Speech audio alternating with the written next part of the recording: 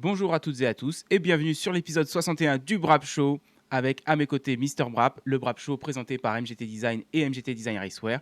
On va parler d'Anaheim 2 et aussi de Houston qui arrive tout simplement demain. C'est vrai qu'on est un petit peu à la bourre, ça a été dur de coordonner les agendas cette semaine, mais on a réussi à vous glisser un petit épisode quand même avant la prochaine course. Et Clément, pour cet épisode, j'ai envie de fonctionner, en tout cas pour le démarrage comme ça. Je vais te donner mon analyse du championnat SX après 3 courses. Et puis tu vas me dire pourquoi tu n'es pas d'accord. Donc, je vais te dire clairement, après 3 courses, mon favori pour le championnat, en 450, on va partir sur 450 d'abord, c'est Eli Tomac. Et c'est pas mon choix de cœur. Parce qu'évidemment, oui, je voudrais que ce soit Tomac le champion. Mais après 3 courses, je pense que Tomac est le mieux placé pour être champion. Pas juste parce qu'il a la plaque rouge, mais parce qu'il a été sur les 3 podiums. Parce qu'il a gagné 2 courses, évidemment. Et en fait, Chase a enfin gagné ce week-end. Mais au point de vue du championnat, celui qui m'inquiéterait le plus pour Tomac, c'est même pas Chase, c'est plus Hunter Lawrence. Euh, Ken Roczen a déjà eu une contre-performance ce week-end. Alors, toute mesure gardée, évidemment, contre-performance, malheureusement, il est très mal parti et il a chuté dans les premiers tours. Je ne sais plus exactement à quel moment. Il est revenu quand même dans le top 10, 8e, je crois. 7 8. 8. Et donc, j'ai trouvé que c'était bien pour Ken Roczen parce qu'encore une fois, il a montré qu'il avait la caisse en fin de manche. Il est allé chercher des mecs à l'entrée du top 10 qui eux, étaient, je pense, manqués de rythme en fin de course. Et lui, il semble vraiment avoir la capacité de tenir toutes les manches du début à la fin cette année, ce qu'on n'avait pas vu en fait depuis qu'il s'était blessé au bras. J'ai l'impression. Mais bon, voilà, Ken Roczen, il a déjà perdu des points. Il a montré une faiblesse. Et Sexton, bon, il a gagné la finale, mais il s'est quand même mis par terre dans les whoops aux essais. Il s'est remis par terre dans la heat. Et tu vois, last weekend, en fait, demain, Houston, Triple Crown. Je mise pas sur Chase Sexton, mais pas du tout, tu vois, parce qu'il faut rester sur ses roues 3 courses. Il faut faire un bon départ, 3 manches de suite. Et limite, bon, en dehors de Thomas, qui évidemment, statistiquement, est celui qui a gagné le plus de Triple Crown, je pense que c'est vraiment un format qui devrait bénéficier à Hunter Lawrence, qui lui part super bien tout le temps. Prado, bon, bien sûr, pourrait peut-être tenir 12 minutes devant tout le monde. Et encore, 12 minutes, ça fait quand même un petit peu long. Hein, c'est quand même le double d'une hit. Donc, je suis pas sûr qu'on le voit gagner une manche, mais je ne mettrai pas Prado pour gagner le général. Mais sur le général de 3 manches, tu vois, je pense que Hunter, au final, est peut-être même le plus solide. Mais du coup, sur la durée du championnat, sur encore 14 courses qui nous restent, Thomas, qu'on a vu du très solide, bon, ce week-end c'était moins bien à Anaheim, mais il s'accroche quand même pour une 3e place. Sexton, on a vu qu'en fait les bas sont très bas parce que finalement, généralement, c'est visière décrochée et il finit sur le casque, quoi. Donc c'est vrai que après ces 3 courses, je me dis que Thomas est quand même dans la meilleure posture, non pas seulement au niveau des points, mais un peu psychologiquement et au niveau de qui a le momentum, comme ils disent en anglais. Ouais, je suis pas d'accord en fait. Donc ça va pas trop mettre d'épices dans ce début de podcast, mais ouais, moi je dois avouer que Sexton il gagne, mais je sais pas si c'est parce que je suis derrière lui, mais j'ai l'impression d'être stressé comme si c'était ma meuf qui faisait la course, quoi. Mais parce que il est un peu sur des œufs. Enfin, tu vois déjà quand il arrive derrière Hunter Lawrence. Il est sur son crampon. Le crampon de sa roue avant dit bonjour au crampon de la roue arrière de Hunter Lawrence. Tu vois, il est super proche dans les virages et tout. Faut pas que Hunter fasse un point mort ou une petite erreur ou freine trop fort. Je me dis, mais ouais, t'es dans la même ligne et t'es vraiment collé à lui. Donc tu peux mettre la pression, mais je pense pas que t'aies besoin d'être aussi proche. Et puis même une fois qu'il est devant, il fait des fois des petites glissades, des petites frayeurs, tu vois, encore. Et c'est vrai que je trouve qu'en plus, l'intensité qu'il met quand il rentre dans les virages, ah, ça m'inquiète souvent, quoi. Je me dis, il faut avoir de bons crampons parce que on le voit des fois justement faire des petites glissades et tout. Donc c'est vrai que je suis pas serein quand il est en tête, même quand il est en tête, quoi. Parce que ouais, j'ai l'impression qu'il met beaucoup, beaucoup d'engagement et qu'il a pas trop la notion justement de se dire, bah, à un moment donné, je vais au-dessus de la limite si je mets tant d'angle, si je mets tant de vitesse. Et donc, il y va. Donc, c'est bien, il n'a pas peur. Mais c'est vrai que ça lui vaut quand même quelques chutes. Et donc, heureusement, là, ça l'a fait. Les chutes, il les a fait avant, en début de soirée, et ça l'a fait pour la finale. Mais c'est vrai que ça me stresse un peu, ça m'inquiète un peu. Et à contrario, bah, tu as un Tomac solide justement et qui fait pas trop d'erreurs, pareil, qui est pas super bien parti, mais quand même remonté et qui fait podium. Il aurait même pu avoir Hunter Lawrence, mais c'est doublé, ça s'est redoublé. C'était peut-être un peu plus compliqué en fin de manche pour Tomac, mais ouais, il est sur les trois podiums et il est constant et il montre que voilà, même quand il part un peu plus loin, il a doublé des gars. Donc c'est vrai que je pense qu'il va être solide jusqu'à la fin de l'année. Et Hunter Lawrence, pareil, me fait penser un peu à un Dungey, quoi. C'est régulier, qui va peut-être pas beaucoup en gagner, qui je pense quand même va finir par en gagner au moins une, mais qui à la fin, s'il reste en bonne santé, il sera sur le podium final de sûr. Ouais, c'est clair. Bah, Hunter Lawrence, s'il se fait pas mal, c'est presque sûr qu'il en gagne une cette année quand même. Ça fait deux week-ends de suite qu'il est déjà tout prêt. Puis comme on a dit, là ce week-end Triple Crown, les départs sont encore plus importants. Il prend toujours de super départs. Et comme je faisais le comparatif avec Prado, mais c'est vrai que Hunter, à l'inverse de Prado, il n'a pas juste le départ comme à tout. Alors, enfin, Prado, il roule bien hein, cette année. Attention, il n'est pas ridicule dans les whoops, il fait tous les enchaînements comme les meilleurs. Là n'est pas la question. Hein. Mais c'est vrai que bon, Hunter, même sans le départ, tout le reste du package est déjà très solide. C'est pas juste un mec qui part devant et puis qui ensuite termine cinquième. Donc ouais, c'est vrai que on sent que ça va arriver. Ouais, Tomac, sa finale, ça m'a frustré quand il a commencé à prendre l'intérieur parce que bon, il essaye une première fois sur Hunter, ça passe pas. Après, tu vois que bon, il veut doubler Anderson, donc il retente sur Anderson, mais ça permet à Hunter de recoller quand il prend l'intérieur avant les whoops, Tomac. Et après, une fois qu'il se fait doubler par Hunter, parce qu'il roule défensif pour retenir Cooper Webb, il continue à s'entêter, mais j'ai l'impression qu'après, il a gardé l'intérieur avant les whoops toute la finale, alors que c'était quand même moins rapide que d'aller à l'extérieur et de les dribbler, même comme lui les driblait. Tu vois, même si je prends juste les passages de Tomac vers la fin de la course, je pense qu'il allait plus vite en allant chercher l'extérieur et dribbler les whoops sur le secteur que s'il allait juste à l'intérieur et qu'il faisait un coup il a sauté, un coup il a dribblé, ça marchait pas trop. Surtout qu'il avait remis le trou quand après le sable, il fait l'intérieur et il fait double-double simple en revenant sur la ligne de départ plutôt que de faire le triple-double qui envoyait super haut. Et ça, j'ai trouvé qu'au final, en fin de manche, ça fonctionnait bien. Ça avait l'air d'aller plus vite. C'est là il se reprend un petit bol d'air face à Webb. Et je me suis dit, OK, bah là, maintenant, il faut retourner prendre l'extérieur avant les hoops et essayer de recoller à Hunter. Et au final, il ne le faisait pas et il gagnait plus de temps sur Hunter. Donc ça, c'était un petit peu frustrant. Mais bon, voilà, je pense que pour Thomas, c'était une course pas géniale. J'ai bien aimé quand même de voir que ce soit dans la conférence de presse ou sur le podium, bon, tu vois qu'il n'est pas dépité, tu vois, il n'est pas comme Webb. Webb pensait qu'il était 30 points derrière. Donc, je ne sais pas si tu as suivi un petit peu, tu sais, quand ils coupent l'antenne puis qu'ils reprennent le post-race show, mais il avait presque les larmes aux yeux. Il disait j'ai l'impression que j'ai mis le clou dans le cercueil pour la défense de mon titre, tu vois. Et parce qu'il pensait qu'il était 30 points derrière. En fait, il est 24, je crois. Donc, ça reste quand même pas mal, mais c'est moins. Et donc, il a dit, je crois, après, en conférence ou dans des interviews dans le paddock, qu'il pensait qu'il était plus loin que ça et que c'est pour ça qu'il avait ce discours-là. Et que, effectivement, bon, c'est pas complètement mort, même si ça va pas être facile non plus. Mais donc, ouais, Thomas, il faisait pas une tête d'enterrement comme Webb, mais tu voyais quand même que c'était pas genre, ouais, j'ai fini troisième, c'était une bonne course, je suis content, comme on a pu voir ces 2 dernières années où quand il fait une bonne bataille, même s'il gagne pas, il est content. Là, tu voyais quand même qu'il aurait préféré la gagner, quand même, celle-là. Ouais, j'ai vu sur un article justement qui citait Cooper Webb en disant j'ai peut-être perdu mon championnat ce week-end.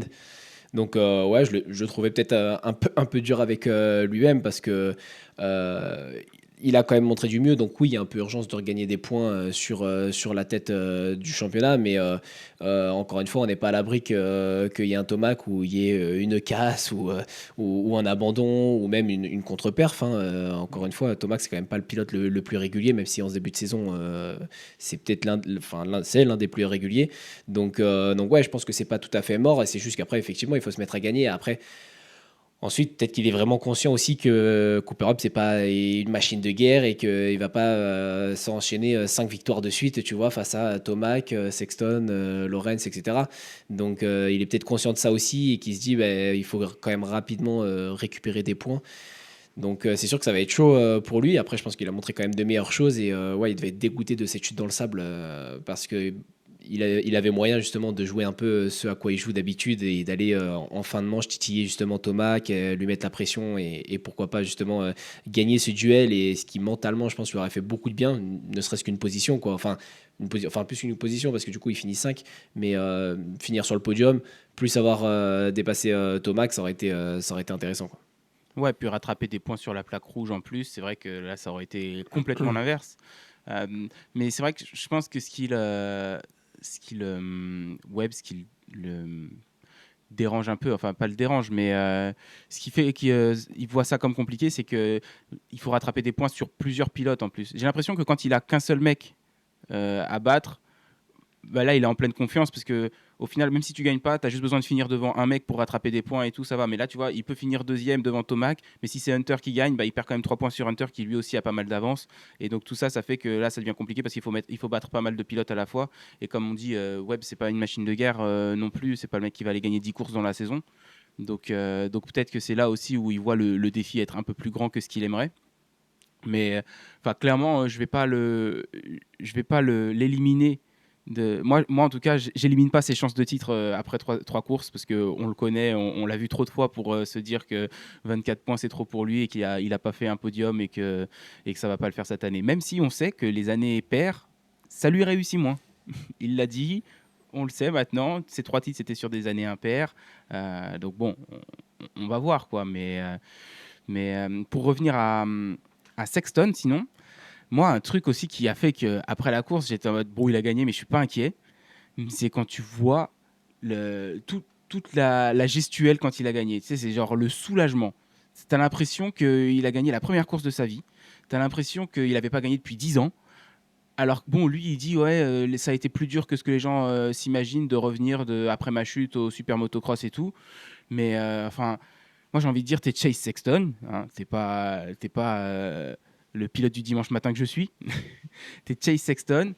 C'est que t'as perdu que 2 courses. Hein. C'est que la troisième. T'as perdu que 2 courses. Et là, tu gagnes et t'as l'impression que donc ça montre. Moi, je trouve que ça montre un peu une fragilité psychologique quand même, où tu vois qu'il devait être plein de doutes juste en 2 courses et avec, je sais pas. Après, peut-être que son hiver, il a rien dit, mais c'était compliqué, le testing, mettre la moto au point, j'en sais rien. Peut-être qu'il se sentait pas à l'aise et qu'il n'était pas en confiance. Mais ouais, je trouve que ça montre il se met une pression et un stress. Et ouais, je pense que psychologiquement, il est pas très solide le Sexton. Ouais, je sais pas. C'est vrai que l'émotion, moi, je me suis dit, c'est peut-être un peu Kawasaki. Tu vois, j'étais même pas au courant qu'il avait dit qu'après sa chute du SMX, justement, ça avait du coup été sans doute compliqué. Maintenant, je me souviens aussi de la chute du SMX. C'est vrai qu'il a, il a pris une bonne cabane comme il sait faire. Et c'est vrai que je pensais plus que c'était Kawasaki, tu vois, qui peut-être lui avait fait un peu du bourrage de crâne en disant ben voilà, notre objectif c'est de regagner, c'est de regagner, c'est de regagner, ça fait tant de temps qu'on n'a pas gagné, on aimerait beaucoup gagner, etc. Tu vois, et parce qu'on a vu, je crois que son mécano aussi, les larmes aux yeux quand il gagne. Enfin bon, voilà, visiblement chez Kawasaki c'était vraiment l'objectif, et pour le coup, eux, ça faisait pas que 2 courses qu'ils n'avaient pas gagné, tu vois. Donc je pensais que ça venait vachement d'eux, et tu vois, je me dis, bah, c'est peut-être un tout, tu vois, lui qui quittait justement KTM avec qui ça se passait pas bien. Peut-être le fait d'aller chez Kawasaki et en ayant vu Prado, donc lui il dit que la moto a fonctionné, mais peut-être quand même que mine de rien, il l'avait dans un coin de la tête et il se disait, et si c'était pas si formidable, quoi, enfin, et si c'était pas top. Plus Kawasaki qui lui rajoute justement, bah, nous, faut qu'on gagne, faut qu'on se redonne une belle image grâce à toi, parce que je trouve que pareil, je sais pas si c'est que j'y ai fait attention, mais je trouve que dans son discours d'après-course, bah, il met vachement en avant Kawasaki en fait sur le fait que les mecs ils ont travaillé dur et tout, et Sexton il le fait naturellement, mais ouais, peut-être que j'y fais plus attention parce que maintenant il est sur Kawasaki et qu'il y a Prado avant qui a descendu la marque, mais j'ai l'impression comme s'ils avaient mis dans son contrat une petite ligne, polish-nous le gland, mon grand. Tu vois, j'aimerais bien que parle bien de nous, rajoute-en parce que on te donne un billet en plus, parce que là on en a besoin, quoi, tu vois. Je trouvais qu'il était vachement justement en disant le team a fait vraiment du gros travail, etc. Et et ouais, c'est effectivement beaucoup d'émotions. Après, je pense que c'est aussi ce qui s'est rajouté, c'est la déception des 2 premiers rounds où ils s'attendaient pas peut-être à venir et gagner, mais pas non plus à ce que ça se passe comme ça. Du coup, ça s'est pas super bien passé non plus comme il l'aurait aimé. Pas de podium du coup sur les 2 premières.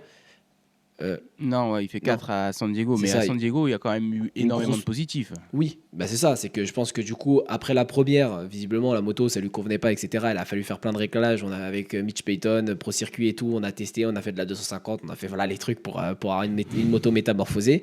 Au final, bah, voilà, erreur au départ à San Diego, mais grosse remontée, donc effectivement du positif, mais toujours pas de victoire, toujours des pertes de points sur les leaders, quoi. Donc je pense que tout ça, ça commençait déjà à lui dire un peu comme Webb, tu vois. Il en fallait pas une troisième pour Sexton, tu vois, pour que comme Hmm. Webb, pour qu'ils se disent c'est pareil, ça y est, mes chances de titre là, ça commence à être chaud et tout. Déjà là, il est quand même un peu loin, mais il commence à regagner des points. Et moi, ouais, moi, ce qui m'inquiète surtout, c'est sa façon de rouler en fait. Il met beaucoup d'engagement et j'ai l'impression qu'il manque un peu de ce qu'on a, nous, les pilotes du Maturité. dimanche matin, tu vois, c'est un peu de Ah, peur, de crainte à certains moments, en fait, tu vois, de se dire, ben, je peux pas rentrer en fait aussi fort dans ce virage-là parce que je vais perdre l'avant, je peux pas rentrer aussi fort dans des bosses comme ça, en cabrant. En fait, il me fait un peu penser à Stewart, là, du coup, tu vois, où beaucoup d'engagement sans trop calculer, t'as l'impression qu'il a 3 cases en moins, mais que du coup, il fonce. Non, mais il fonce, et bah, à certains moments, oui, ça se met long sur un jump-on, jump-off, puis c'est une cabane derrière, quoi, donc ça m'inquiète un petit peu. Je me dis qu'il va y avoir d'autres victoires, mais c'est vrai que pour avoir des titres, bah, justement, c'est pas trop Stewart qu'il faut suivre pour les titres en Supercross. Mais peut-être plus se calmer un peu parce que je trouve que c'est pareil. Enfin, tu vois, la façon dont il roule et dont il revient sur Anderson, etc. Il revient fort à chaque fois, tu vois. Alors qu'il pourrait lever un peu le pied, prendre un poil plus son temps, tu vois. Et ça le mettrait peut-être un peu plus en sécurité. Et alors que là, et puis je te dis, même derrière Hunter Loren, je le trouvais pressant. Genre, j'étais là, genre, arrête, tu m'oppresses, quoi, tu vois. Après, c'était peut-être son but, mais je trouve que ça reste dangereux aussi pour lui parce qu'une petite glissade de Hunter, un petit point mort, un freinage brusque, il mangeait sa roue arrière. Donc ouais, j'étais pas serein sur cette finale. J'étais un peu stressé tout le long, même quand il était devant avec un peu d'avance. Parce que même, je crois que c'est dans le dernier passage. C'est dans les whoops, non, il se fait pas une frayeur là, dernier tour, il me semble, non, c'est pas les whoops parce qu'il les saute. Je sais plus où, mais à un moment donné, euh, il se fait une petite glissade ou il se fait une petite ouais, frayeur ouais, dans de le toute dernier tour. façon. Ouais, de toute façon, tu sais que ça peut arriver à tout moment avec Sexton, C'est donc ça. c'est sûr qu'il nous a fait peur. Mais je suis 100% d'accord avec toi en disant qu'il fait penser à Stewart parce que j'entendais justement Jason Thomas dans le récap de la course sur le podcast Racer X avec Steve Matthes et Jason Wagent. Il disait que ça fait des années qu'on le connaît, Sexton. Quand il est passé en 450, déjà, c'était ça. Super rapide, super technique, mais des chutes, des trucs que tu comprends pas. Tu te dis, il faut juste qu'il gagne un petit peu en maturité, qu'il peaufine un petit peu tout ça. Et ça fait 4 ans maintenant qu'on attend. Et il dit, bon, maintenant, il a 26 ans, je crois, Sexton, ou peut-être, ouais, il doit avoir 26, 25 ou 26. Et il dit, ça fait 4 ans qu'il est en 450, même plus maintenant, c'est sa 5e année au moins. Il dit, il va plus changer maintenant, quoi. Il dit donc en fait Sexton c'est ce qu'on va avoir, c'est quelqu'un de super rapide qui fait des trucs on peut même pas rêver de le faire sur une moto, puis après tu sais pas pourquoi il va se foutre par terre parce que limite tu as l'impression qu'il réfléchit pas, et je me suis dit c'est exactement Stewart parce que chaque année Stewart à la deuxième ou troisième épreuve t'entendais Jeff Hemming au commentaire qui disait ouais j'ai l'impression que cette année c'est un Stewart plus mature, plus mûr et tout, puis tu vois à la sixième épreuve qu'en fait non il se met les mêmes cabanes qu'avant, ça a rien changé et Stewart c'est Stewart quoi. Et j'ai l'impression que Sexton, ça va être la même chose, quoi. Donc, ça ne veut pas dire qu'il ne regagnera jamais de titre, loin de là. Hein. Mais ouais, là, cette année, il a un petit déficit. Et c'est vrai que c'est pas le pilote qui m'inquiète le plus pour Tomac, en tout cas. La chute de Plessinger en hit. Tu sais, on revoit le replay et il prend pas de coup de raquette ou quoi à l'appel. Et je me suis dit, oh là là, mais KTM, on a entendu parler d'amortisseur toute l'année dernière. Là, d'un seul coup, tu as Plessinger, il a pas l'air de prendre un coup de raquette, il part par l'avant sur un gros double. On ne sait pas pourquoi. Je crois que non, j'ai dit en hit, j'ai pas dit de triple. Oui, je vais en parler après ça de la piste et du double, mais tu le vois partir par l'avant sur le double comme ça. Et ouais, je me suis dit, mais ça se trouve, moi j'ai vu que l'angle télé. J'ai pas vu de Hmm. téléphone dans le stade ou quoi, donc je sais pas trop ce que ça a donné. Et du coup, on voit rien du tout. Enfin, on peut pas dire de face avec l'angle télé, ah ouais, l'amortisseur, il y avait un truc bizarre. Mais je me suis posé la question, du coup, je me suis dit, est-ce qu'il a pas eu un problème d'amortisseur lui aussi, qu'il a envoyé comme ça, quoi, parce que c'est chaud. Et puis à la télé, en plus, quand on l'interview, il dit, ouais, je sais pas, j'ai vraiment, je l'ai pris comme d'habitude. J'ai rien senti de particulier au décollage et d'un seul coup, je me suis retrouvé à passer par l'avant, quoi. Ouais, je sais pas, ou une coupure de la moto, tu vois, je sais pas non plus d'où ça vient, mais c'est vrai que il en a pris une bonne, et puis visiblement il s'est fait mal du coup, parce qu'en final il est sorti. Hmm. Donc ça c'est dommage pour lui, pareil, qui connaît, tu vois, je m'attendais quand même à mieux de Plessinger, le peu que j'en avais vu dès le début et tout, et au final il connaît pas le début de saison qu'il espérait, et Ouais, mais je blâme Webb. ouais, il a flingué sa saison, il lui dira ça, toi tu penses que tu l'as perdu au troisième, moi tu me l'as fait perdre au premier. Ouais, en hit. Ouais. Premier tour de la hit. Ouais. Et c'est vrai que ouais, du coup, et puis il en a pris une bonne dans le, enfin il lui restait un virage quoi, pour un double un virage pour finir, du coup il était deuxième de sa hit là à ce Ouais. moment-là. Et ouais, je sais pas moi non plus, sur l'angle de la caméra, je vois rien de particulier, je comprends pas trop. Je me suis dit peut-être que ça glissait, parce que je crois qu'ils avaient tendance à dire ça, même si là ils avaient une meilleure terre quand même à Anaheim, mais que souvent, vu qu'il avait plu avant, je crois qu'ils disaient ça pour la première, qu'au début ça faisait des ornières, mais qu'en dessous après t'avais une partie un peu glissante. Donc je me suis dit peut-être que sur l'appel Hmm. là t'avais une petite partie un peu plus glissante, et puis il a patiné avant, mais bon, même en patinant, tu fais court à la limite, mais de là à ce que ça t'envoie sur l'avant comme ça, à devoir t'éjecter de la moto, c'était surprenant. Ouais. Ouais, bon, espérons qu'il soit de retour quand même à Houston. C'est vrai que quand il est sorti du camion médical Alpine Star, il n'y avait pas de souci a priori, mais ouais, il a abandonné. Donc, je sais pas si c'est juste des gros bobos et rien de très grave ou quoi, mais c'était pas beau.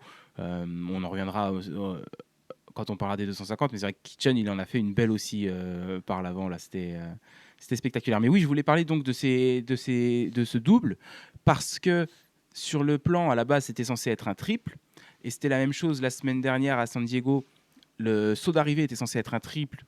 Et ils l'avaient fait en triple, je crois, au Press Day. Et ils ont dit que c'était trop gros et qu'il y avait des mecs qui s'étaient mis court, je crois, des gros cours dessus et tout. Et ils l'ont transformé en double classique d'arrivée. Et je me demande si aussi, là, le fait qu'ils ont fait un double et pas un triple, c'est pas vis-à-vis de l'accident entre Barcia et Stewart. Et parce que je me dis que tu vois, quand tu es au premier tour et que tu enroules, si c'est un double, bah, tu as plus la possibilité d'aller sortir de la piste, à la limite, te mettre en sécurité, plutôt que quand c'est un triple, où déjà souvent tu sautes double simple, au lieu de faire juste simple, simple, simple, parce que si tu fais simple, simple, simple au premier tour, bah, là, t'en perds beaucoup. Puis de toute façon, même quand tu fais simple, simple, simple sur la bosse du milieu, tu remontes un peu, enfin, ça reste un peu dangereux, quoi. Tu peux attraper ta tête dans une roue d'un mec qui saute, ou je sais pas. Donc, ouais, je me suis posé cette question, en fait. Si je me suis pas dit, de toute façon, les triples qu'ils font comme ça, généralement, c'est fait pour sauter triple. Quand tu sautes double, tu perds du temps, mais tu vois, t'as pas différentes combinaisons possibles. La bosse du milieu, elle sert à rien à part rendre le truc impressionnant. Mais en fait, si tu l'enlèves, tu économises de la terre pour en mettre plus sur le reste de la piste pour faire, je sais pas, une plus grosse bosse ailleurs. Et en plus de ça, si tu as un plus grand trou au milieu, au final, c'est peut-être même plus impressionnant pour un spectateur qui a pas trop l'habitude de regarder. Tu vois, généralement, les mecs qui font du freestyle, le freestyle, c'est vraiment fait pour impressionner les spectateurs. Bon, ils sautent pas de triple, hein. Ils sautent des gros doubles pour faire leurs tricks. Et ils sautent très haut. Donc, je me suis dit, ça se trouve qu'ils se sont rendus compte que bah, faire des triples comme ça sert à rien. Tu peux juste faire des gros doubles. Et ceux qui peuvent pas, ceux qui doivent couper parce qu'ils se sont ratés, ils ont raté leur élan ou quoi, bah, ils feront simple, simple.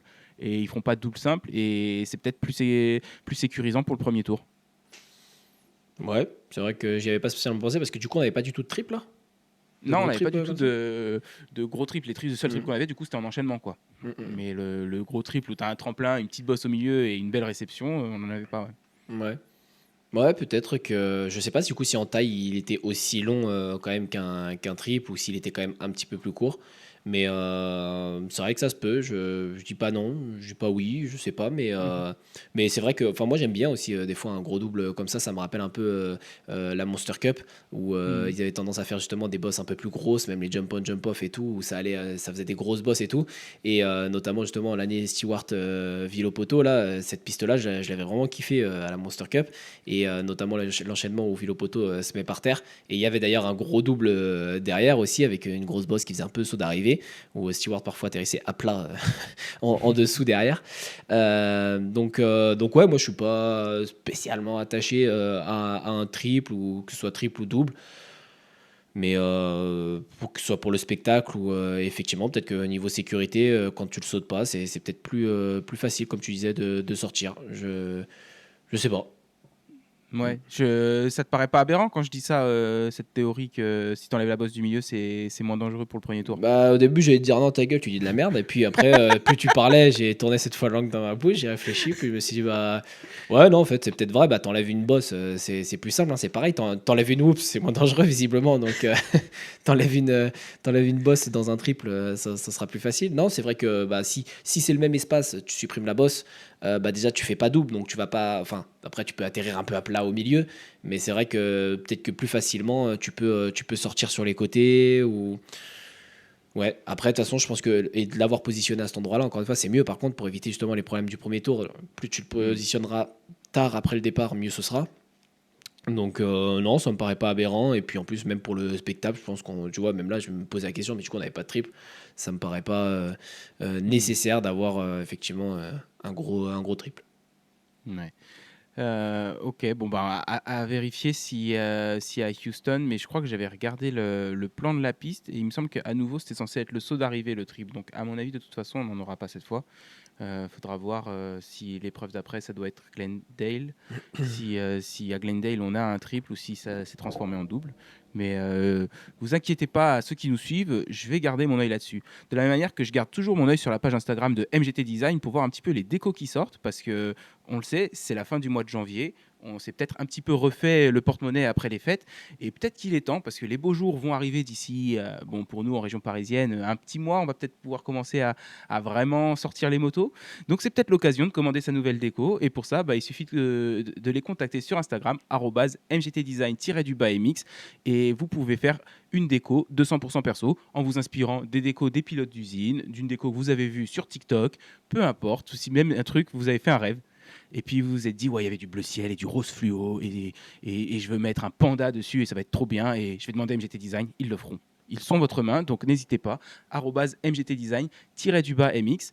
Et je voulais parler encore un petit peu de Chase Sexton et Kawasaki, parce que un truc qui me turlupinait, c'est une réflexion que je me suis faite déjà il y a 2 semaines et que j'avais pas encore abordé sur le podcast, c'est que la Kawa, quand même, c'est une moto qui. Alors, je crois que c'est moins le cas avec cette dernière génération, de ce que j'ai entendu, mais en tout cas, on sait qu'à l'époque Villopoto et même l'époque Tomac, c'est une moto où beaucoup ça se pilote par l'arrière.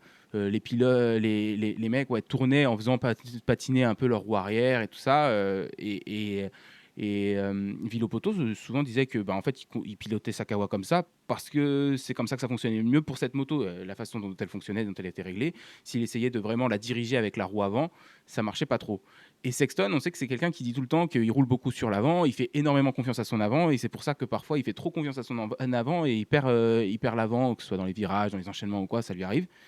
Et je me suis dit, mais du coup, est-ce que c'est pas quand même hyper paradoxal d'avoir Chase Sexton sur une Kawasaki? Ouais, moi je pense pas. Je pense que c'était le style de Villopoto qui voulait ça, tu vois, parce que, enfin, que ouais, qu'une moto ce soit préférable de la piloter, enfin, tu vois, avec les réglages qu'ils font, ils peuvent justement ben, monter l'avant, le descendre, et en fonction déjà de ça, ben, ça va te donner plus ou moins de force sur la partie avant ou sur la partie arrière, et c'est ce qui va te permettre justement de soit mettre plus de force, de rouler plus sur l'avant comme un Sexton, ou moins comme un Plessinger peut-être, tu vois. Donc non, moi je pense pas. Je pense que Villopoto, c'est qu'il a, et encore une fois, il a développé sa technique comme ça, mais que tu l'aurais mis du coup sur une YAM, ou tu vois, ah, non, il roule que sur une YAM, bon, à la retraite, tu vois, mais tu l'aurais mis sur une autre marque, bah, ça aurait peut-être été difficile de s'adapter, ou il aurait fait comme DVD, comme la majorité des pilotes font, il en aurait fait une Kawa, de la YAM, il en aurait fait une Kawa, et il aurait Une repris Kawa bleue. voilà, il aurait repris ses réglages, il aurait réglé de manière à pouvoir justement être à l'aise environ avec l'arrière. Donc moi, je suis pas tellement d'accord avec ça. Je pense, enfin, c'est pas la moto qui fait le pilote. Ça, c'est Hmm. phrase classique, mais je pense que c'est réel quand même. Après, voilà, c'est un Villopoto, il a fait toute sa carrière sur une Kawa. Donc évidemment, le gars, il va te dire, et j'ai gagné dessus, c'est comme ça qu'il faut piloter une Kawa. Et, et ta gueule va Hmm. piloter une KTM, et tu diras la même chose. Non, mais voilà, forcément. Et puis, donc non, ouais, je suis pas tellement d'accord. Et puis voilà, Sexton montre quand même que. Enfin, moi, je trouve que justement, il fait toujours trop confiance à son avant, et que bah, là, ça va quand même si, bon, la chute dans le sable, c'est pas d'avoir fait trop confiance à son avant. Là, il s'est laissé déconcentrer par l'entrée déjà, enfin, au milieu du sable, il se déséquilibre un peu, et puis bon, il était plus aligné avec sa moto, et il a continué, et boum, il s'est planté. Ouais, puis Là, encore une fois, il fait pas attention à la piste. En fait, il se soucie pas d'être calé dans le petit bourrelet de sable, qui c'est même pas vraiment une ornière, mais le petit appui de sable pour avant de mettre plein gaz, alors qu'en plus il y avait une bosse derrière. Et mm. ouais, il est pas du tout dans la ligne, il y va pleine balle et il se Et, met et, du grand Sexton quoi. ouais, et pareil dans les whoops, en fait, il rentre déséquilibré, t'as l'arrière qui part et il reste À la troisième déséquilibré. oups, tu la voyais venir la gamelle. Ouais, c'est ça. Mais je trouve que du coup, il a quand même bien anticipé. Enfin, même si au final, tu vois d'un autre angle que l'impact était quand même. Il prend quand même une bonne chute.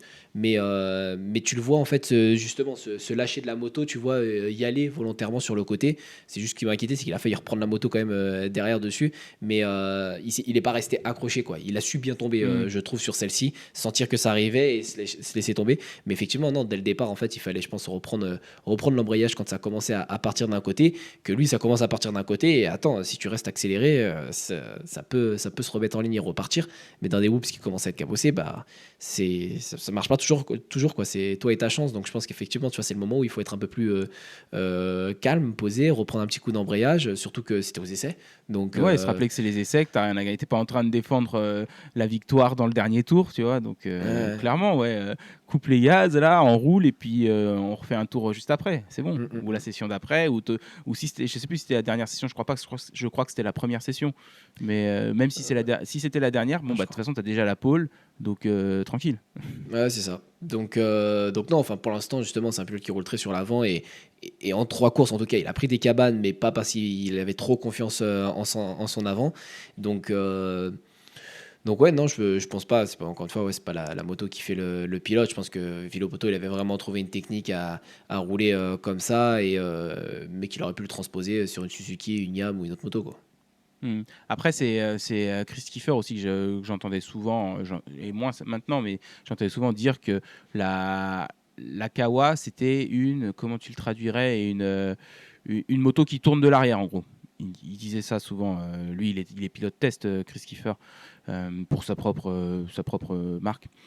Mais donc, ouais, il disait souvent que la Kawa, ça faisait partie de ces motos qui étaient des motos qui tournent de l'arrière. Et c'est vrai que Tomac, quand il est passé sur la Kawa, les virages, il les prenait un peu plus à la ville au poteau que quand il était sur la Honda, je trouvais et j'entendais dire. Après, ouais, effectivement. Enfin, c'est juste, ouais, c'est une réflexion que je me suis faite. Du coup, je me suis vis-à-vis de Sexton, donc je me suis dit c'est marrant et on va regarder ça. Mais je suis d'accord avec toi que, enfin, pour l'instant, à part ouais dans le sable, mais de toute façon, c'est plus Sexton qui fait pas attention à la piste, comme je disais, que autre chose. Sa chute. Bah après, il a perdu l'avant dans un virage quand même au final à Anaheim. On l'a pas vu à la télé, mais Oui. on a pu le voir sur le gramme et tout. Mais après, c'est bien, tu vois, parce que tu as fait un petit peu de science quand tu étais en études supérieures. Je pense que tu as vu ça en tant qu'être humain. On aime l'homéostasie. Et du coup, bah, on a toujours le même Sexton, même s'il change de couleur, même s'il change de numéro. Et c'est bien, tu vois, c'est réconfortant de se dire que Sexton perdra l'avant de temps en temps. Il n'y a pas de problème, quoi. N'importe quoi. Non, et pour finir avec la moto qui tourne de l'arrière, c'est aussi, je pense, sur les terrains qui voulaient ça. Avant, justement, je pense, la période vélo poteau, tu avais les terrains qui le permettaient. Quand ces dernières années, tu as des terrains truffés d'ornières, tu as beau avoir une Kawa, tu tourneras pas avec l'arrière, quoi. Hmm. C'est pas possible. Donc ça dépend aussi, je pense, des terrains. Et à la fois, justement, il y a quand même bah, c'était San Diego où il y avait quand même quelques virages, celui après les whoops justement, qui était quand même un petit peu farineux en finale, Mhm. où il n'y avait pas d'ornière vu qu'il l'avait refait, il n'y avait pas d'ornière, il y avait plusieurs virages comme ça, où là justement tu pouvais plus voir des pilotes tourner avec l'arrière et pas se caler dans une ornière parce qu'il n'y en avait plus. Mais je pense aussi que c'est la piste qui le permet ou non, parce que tu mets un vélo poteau dans un truc truffé d'ornières, il est obligé de les longer les ornières, il peut pas tu vois virer Et il avec gagnait quand même. ouais. Donc, ouais, je pense vraiment que c'était sa technique quand il avait un virage à plat ou quoi, ou sans ornière en tout cas, qu'il était très à l'aise avec ça. C'était un peu sa technique, hein, comme Stewart a fait le scrub, Hmm. il l'a expérimenté, il l'a développé, etc. Bah, je pense que Villopoto, c'est un peu lui, voilà, le virage au frein aussi, quoi. Mais bon, on va pas dire du coup que c'est la Suzuki ou la Kawa ou la Honda qui scrub. Enfin, du coup, pas la Hmm. Honda, mais la Kawa ou la Suzuki ou je sais pas laquelle. Ah, et peut-être que il avait grandi sur une Yam en 125 Stewart, peut-être qu'il aurait pas scrubbé, tu vois. Peut-être que la moto le permettait pas. Bon, opinion pour finir avec les 450, Prado gagne encore une hit, donc il a l'air de quand même préférer Anaheim à San Diego.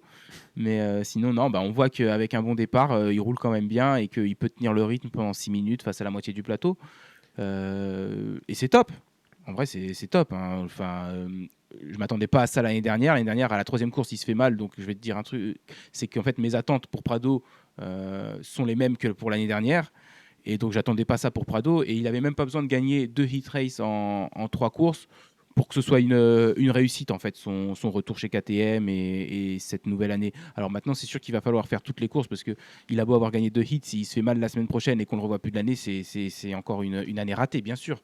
Mais s'il ne progresse pas en Supercross et qu'il continue de faire ce qu'il a fait sur les 3 premières courses, sur les 14 prochaines, cette année, ce sera vraiment une réussite pour lui.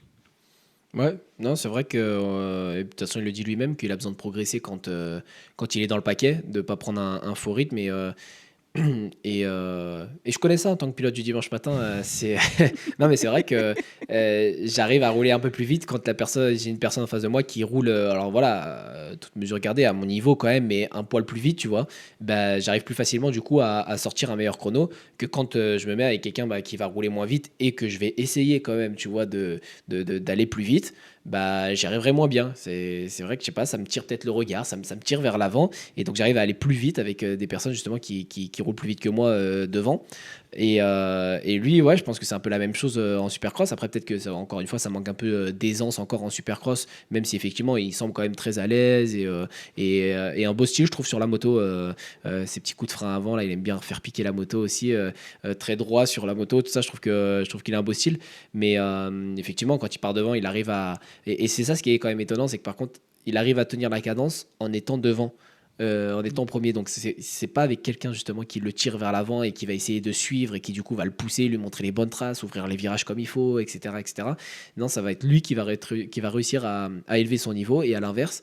Il va prendre un peu un faux rythme, je pense, quand il va partir loin.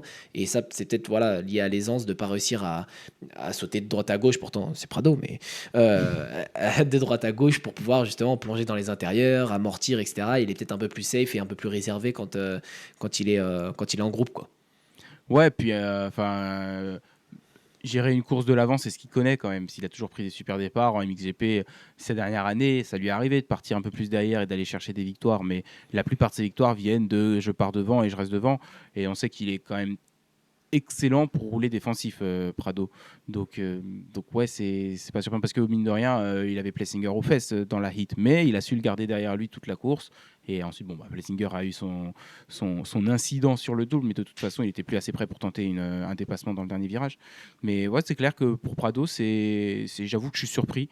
Je m'attendais pas à ce que ce soit un revirement tel, son retour chez KTM, même s'il ne se plaignait pas de la Kawa en Supercross encore hein, l'année dernière. Donc est-ce que c'est vraiment la moto? Est-ce qu'il a vraiment beaucoup plus travaillé? Après, on sait que l'année dernière, il a raté quelques semaines de moto parce qu'il avait tapé la tête à l'entraînement. A priori, cette année, je sais plus, je crois que c'est Yann Harrison qui disait qu'il a usé de la moto parce qu'il a fait vraiment énormément de tours. Donc bah, c'est sûr qu'après, le travail paye, quoi. C'est ça. Euh, pour finir sur la catégorie 450, on peut peut-être parler un petit peu de notre Dylan national quand même, qui finit 11. Je crois qu'il est parti 19. Donc une petite remontée pas mal. Malheureusement, premier résultat en dehors du top 10. Mais c'est ni bien ni pas bien pour moi, pour Dylan. Voilà, c'est 11e. Les circonstances de course ont fait que c'était compliqué d'aller chercher mieux. De toute façon, on a vu sur les premières qu'a priori, il en manque aussi un petit peu physiquement, peut-être. Donc, j'attends plus de voir en fait si d'ici 10 courses ça a évolué et s'il est un peu plus dans le top 10 à se rapprocher du top 5 ou s'il est toujours entre 8 et 11 selon le départ qu'il prend pour me faire une opinion parce que c'était un petit peu sans attente pour moi, même s'il avait dit qu'il avait le meilleur cadre de toutes les motos de cross et que des top 5 c'était possible et tout. J'avais pas vraiment d'attente pour Dylan donc ouais, pour moi, là, il a un petit peu donné sur ces 3 courses sa base. Et maintenant, j'attends de voir si, au fil de la saison, en espérant qu'il reste en bonne santé, j'attends de voir dans quel sens ça évolue, quoi. Ouais, moi je suis pareil, un petit peu déçu. J'attends mieux de lui. Et puis surtout, j'attends qu'il aille doubler des gars aussi, des gars comme Justin Cooper et tout. Tu vois, il est toujours dans la même seconde. Et Justin Cooper, bah, c'est quand même un gars qui est bon, pareil. Si on en parle un peu déçu quand même du début de saison de Justin Cooper, j'attendais beaucoup mieux quand même de lui, même en sortant les Whoops. Donc un peu déçu, mais ouais, là devant lui, il y a Shire. Alors après, là, il est parti loin, mais même un Prado, etc. La semaine dernière, il roulait mieux que plein de gars devant lui, un pareil. Donc après, il y a eu des petites chutes à certains moments, il en manque un peu physiquement. Donc ouais, j'en attends quand même mieux. Je pense qu'il y a possibilité. Et ouais, j'aimerais bien qu'il aille doubler ces gars-là, justement, qui peut aller chercher, en fait. Tu vois, même des fois, il était derrière Webb sur les courses précédentes, l'écart se bougeait pas trop. Ah, c'est pas parce qu'il y a écrit Webb derrière le maillot, là. Genre, vas-y, tu vois, t'as la possibilité, justement, d'aller doubler Webb, va le faire, quoi. Reste pas derrière, te limite pas. Donc, ouais, je pense qu'il y a possibilité quand même. Mais pour l'instant, ouais, ça se retranscrit pas trop sur les résultats. Ouais. Et sinon, au niveau de la catégorie 450, j'ai quand même énormément aimé les tenues de Sexton. Hit, qualif, enfin qualif, essai qualif et finale. Je trouvais qu'il avait les tenues les plus belles du plateau. Et les autres qui ont les tenues les plus belles, c'est ceux qui portent des tenues MGT Design Racewear. Donc voilà, pour aller avec la déco, je vous en parle chaque semaine. On peut avoir une tenue MGT Design Racewear complètement dissonante de la moto, comme une tenue rouge et blanche sur une moto verte, comme Sexton l'a fait. On a pu voir que c'est magnifique. Ou alors, on peut avoir une tenue complètement assortie avec la déco, c'est-à-dire que si vous allez sur le délire du rose fluo et du panda dont je vous ai parlé un petit peu plus tôt, vous pouvez aussi les mettre sur votre tenue. Et pour ça, c'est toujours sur Instagram que ça se passe, c'est @mgtdesign-du-bas racewear. Et donc, pareil, là, on arrive, février est vraiment là, au prochain croisement, c'est février. Donc il faut y aller parce que ensuite c'est mars et en mars c'est bon, les terrains ils ouvrent, on va rouler là, on va tordre du câble comme on dit. Donc faites-vous plaisir. @mgtdesign-du-bas racewear pour la petite tenue et nous on va directement transitionner sur la catégorie 250, la catégorie freestyle avec le front flip de Levi Kitchen et et le qu'est-ce qu'il nous a fait, Hymus, putain, au départ, là. Tu sais que quand je l'ai vu se tenir comme ça et que j'ai vu la chute, je me suis dit, justement, je disais, pendant la hit, je crois, je disais à Steph, mais Hymus, il est stock quand même pour un pilote de 150. Je dis, bon, sa tenue, elle est hyper moulante, mais c'est pas que ça, tu vois, parce que bon, t'as des mecs qui ont des tenues moulantes et genre Barcia, il a une tenue moulante et il fait pas stock sur la moto, tu vois. Que Hymus, tu vois que les épaules, elles sont larges, les dorsaux, là, il est taillé en V, le boug. Et tu sens que c'est vraiment qu'il a pris du muscle. Il fait pas gras, tu vois, sur la moto du tout. Donc, Ouais. donc je me suis dit, ah, un gaillard comme ça, il a pris du gab, il va plus se faire mal, tu vois. Et là, il est tombé. Alors, a priori, c'était une épaule déboîtée. Et je crois qu'il devrait rouler à Houston. Non, il se fait Non. opérer fin de saison. Ah, Supercross. purée. J'ai confondu avec Kitchen. Kitchen, lui, il n'a pas dit ce qui s'était fait, mais il a dit sur Instagram, on réessaye la semaine prochaine à Houston. Donc lui, il devrait rouler à Houston. Et opération, du coup, pour Hymus. Mm. Oh là là là là. Bon, vas-y, là, faut que je digère la nouvelle, donc je te laisse prendre le relais. Ouais, franchement, c'est décevant pour lui parce que là, c'est la quatrième saison de suite. Il a fait 3 fois le genou chaque année, les ligaments. Et du coup, dans l'épaule, je ne sais pas si c'est ligaments justement ou si c'est une fracture pour laquelle il se fait opérer. En tout cas, ouais, en plus c'est l'épaule, quoi. C'est chiant à se remettre et tout, retrouver toute la mobilité. C'est relou, donc c'est relou pour lui. Enfin, ça fait beaucoup, quoi. 4 années de suite, c'est effectivement décevant en plus. Et c'est vrai que là, il revenait. Alors, tu voyais qu'il en manquait un peu, des fois peut-être un petit peu au-dessus de ses pompes ou limite un peu physiquement. Enfin voilà, tu voyais qu'il y avait une petite limite, mais il était quand même au rendez-vous et en restant en bonne santé, ça pouvait. Enfin, quand tu penses aux heures de roulage justement qu'il a, tu te dis c'est bien quoi, toute proportion gardée. Il a ouais, je sais pas, la moitié d'heures de roulage d'un Prado peut-être. Donc tu te dis, bah, si tu lui donnais le même nombre d'heures de roulage, qu'il arrêtait un peu de se blesser, ça pourrait justement être vraiment du solide. Donc, Ouais, ou si tu compares à Digan qui s'est juste fait un poignet et une clavicule depuis qu'il est passé pro, franchement, ouais, c'est vrai que tu te dis qu'il aurait juste. Tu lui retires juste la moitié de ses blessures, même pas toutes ses blessures, juste la moitié de ses blessures à Hymus. Imagine le niveau qu'il aurait, quoi. C'est ça. Et en plus, enfin, même là, quand tu vois la chute, c'est pas une grosse chute, tu vois. Il met la main et effectivement, il paraissait, moi aussi, je le trouvais un peu galbé quand je l'ai vu rentrer justement et qu'il se tenait l'épaule. Et bah, tu te dis, merde, bon, après, des fois, c'est pareil, hein. Je me souviens de Villopoto qui se fait justement les croisés dans un virage juste en posant le pied. C'est pas toujours les chutes les plus impressionnantes qui font le plus mal. Malcolm Stewart peut nous le dire, du coup, puisque lui, il s'est mangé une moto qui arrive à je sais pas combien de mètres de haut directement sur l'épaule et il est là. Et lui, Enfin, il a il roule juste. avec 2 fractures à l'omoplate quand même. Ouais, c'est léger. Et non, mais un Emas qui va être sur la touche parce que il a juste posé sa main au moment où il allait tomber pour éviter de manger la tête directement dans le. Donc la prochaine fois, il va se mettre en ficello comme ça là, et puis il va se laisser tomber comme ça. Il va pas mettre ni le genou, ni la main, ni le bras, rien du tout parce que bah, visiblement, ouais, ils sont pas bien accrochés ces membres. Elles sont pas solides les articulations là chez Emas. Donc non, en vrai, c'est. Bah, ça fout la haine quoi de plus de supercross du coup de nouveau on le revoit en motocross. C'est bon après si on écoute Ferrandis du coup c'est peut-être bénéfique pour sa carrière, hein. Peut-être que derrière il fera de grandes choses parce qu'il aurait été beaucoup reposé, il aurait eu beaucoup de saisons off, mais en tout cas là pour l'instant bah, on en perd un et c'est vrai qu'en plus sur cette côte là ça commence à être léger quoi. Ouais, ouais. T'en es où de la théorie du trampoline qu'on entend sur le DV Tox Moto vis-à-vis des chutes? C'est quoi ça? Bah, je pense que c'est Marvin et Hugo qui avaient balancé ça une fois où tu sais quand Digan en fait il a fait sa chute un peu hélicoptère là à Hangtown il y a presque 2 ans maintenant. Ils avaient dit ouais mais tu vois que Digan il fait du trampoline et tout, il arrive à se repérer dans l'espace alors qu'il est en train de s'envoler comme ça et il retombe et il se fait jamais mal quoi, il s'est tombé du coup. Et est-ce que tu penses qu'un mec comme Imus il devrait un peu faire de trampoline, tu vois?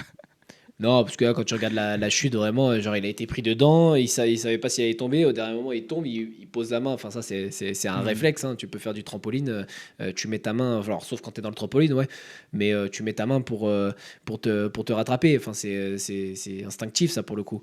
Donc, Mhm. lui, enfin, ça aurait rien changé. Après, c'est sûr que. euh, et encore, parce que de la façon dont tu es propulsé, enfin, c'est difficile d'arrêter une rotation ou de la modifier une fois que tu es en l'air et que tu as été propulsé d'une certaine manière. Après, je pense que tu peux quand même atténuer et plus facilement, justement, peut-être réussir à te redresser si tu as l'habitude, justement, de faire un sport aérien et donc de te repérer comme ça dans l'espace. Mais ouais, pour moi, ce serait pousser le bouchon un peu trop loin. Ce serait un peu tiré par les cheveux quand même de se dire j'allais faire du trampoline comme ça quand je vais tomber, je vais savoir me repérer dans l'espace. Parce qu'encore une fois, enfin, il faut quand même un certain temps, passer un certain temps en l'air. Tu vois, bah, Mhm. peut-être ça aurait été bénéfique à Plessinger alors, tu vois, où tu passes un certain temps en l'air, où tu as le temps justement de, mettre de faire certaines contractions avec ton corps pour pouvoir te redresser Est-ce ou que je groupe, est-ce que je dégroupe? voilà, ou te mettre dans une bonne position. Donc, à mon avis, ça va trop vite et t'es envoyé d'une façon que tu maîtrises pas. Tu vois, c'est comme un kitchen, hein, il peut juste remercier la belle étoile qu'il avait au-dessus de la tête d'avoir fait un front flip parce que là, il est resté. Il y a la photo justement où tu le vois, il est à l'envers. Il a les mains sur le guidon, les pieds presque sur leur pose-pied. Genre, il est en train de rouler alors qu'avec les roues vers le ciel. Donc, Ouais, ouais, c'est une fois que son dos tape le sol qu'il lâche tout. Mais c'est vrai que c'est pareil, j'en ai parlé à Stouff, je lui ai dit, je sais pas comment il fait dans cette situation-là pour rester cramponné en fait. Moi, mon réflexe, ça aurait été de tout lâcher, je pense. mais Mais ça allait trop vite. ça aurait été probablement pire, tu vois, si je lâche tout.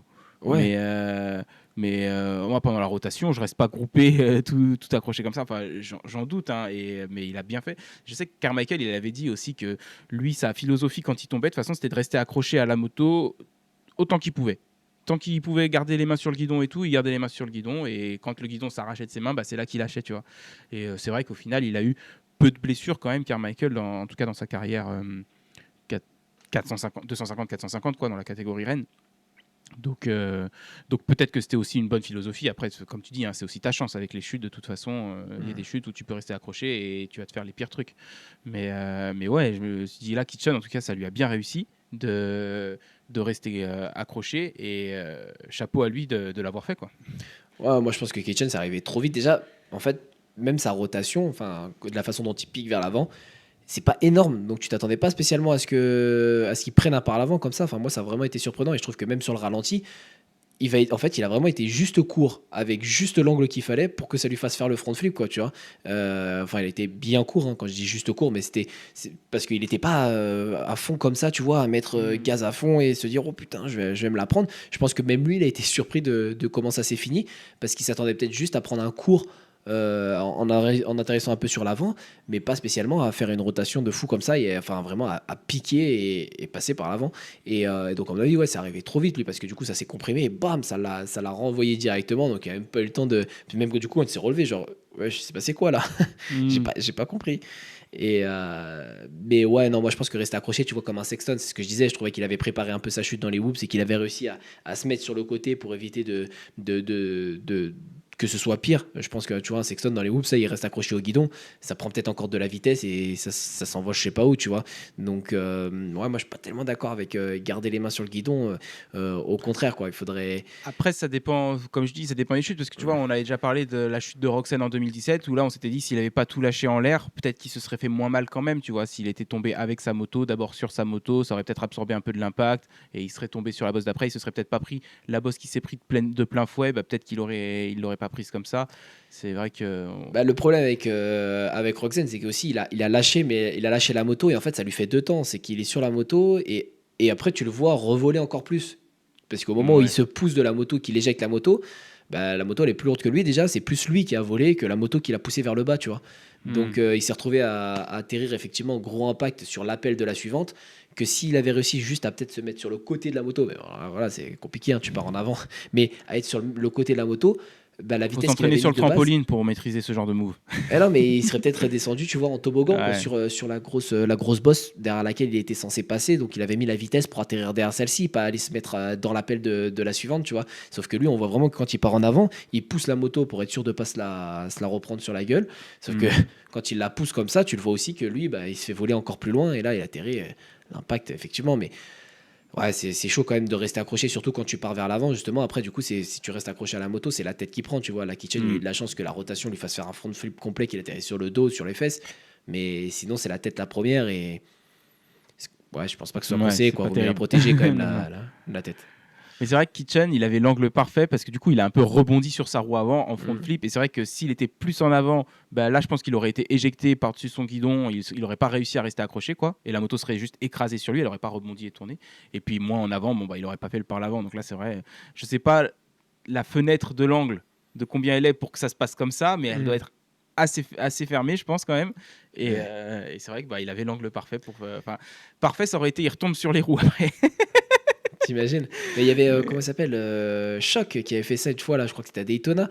Pareil, sur un enchaînement, sur un trip, boum, il prend un par l'avant. Et même chose, il avait presque réussi à le faire complet. Je crois que lui, il avait réussi à retomber sur ses pieds.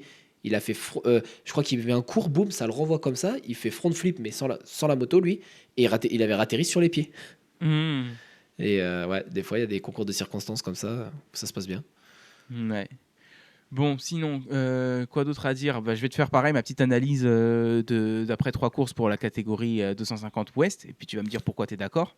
Mais Aiden Digan est archi favori, et là, de toute façon, ça va être compliqué pour n'importe qui d'autre. Ouais, mais là en fait je suis vachement déçu de Kitchen là pour le coup cette troisième, je sais pas ce qu'il nous fait. Je- Ah, mais trois fois de suite, Ouais. il tombe tout seul au départ. Non C'est mais là t'as arrête à un moment l'impression que c'est fait donné. exprès qu'il a été payé par l'arbitre. Là je comprends pas. Cette troisième fois là je comprends pas. Les deux premières, bon ok, mais là Tu veux je pas sais nous faire pas. les tuches? Ah non, ouais non. Non non non là ça me saoule là. Ah non, parce que c'est ce duel-là qu'on devait avoir et je voulais qu'on l'ait pour le championnat en plus, pas juste avec un Digan qui au final est confiant parce que voilà, et lui qui a. Bon, après, peut-être que ce sera encore plus pimenté parce que lui il s'en fout, du coup il a rien à faire et que s'il peut lui faire perdre 500 000 de plus, il sera content, ça fera 1 million au total.